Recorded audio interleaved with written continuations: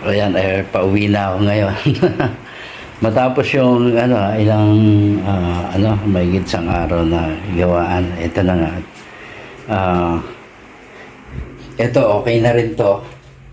Ayan. Para yan sa hammer type. Ayan. So tapos na rin yan na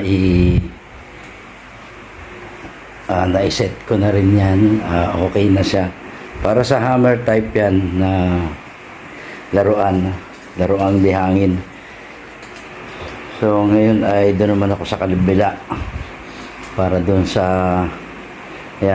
relax muna sandali para doon sa isang may kailangan akong gawin din doon na isa pang laruan. So doon ko na dadalhin sa kabila kasi nandun yung tools na kailangan ko para doon. So hindi pa naman kumpleto dito at kukunti pa lang ang yun lang, lot machine palagi ko kasing ginagamit.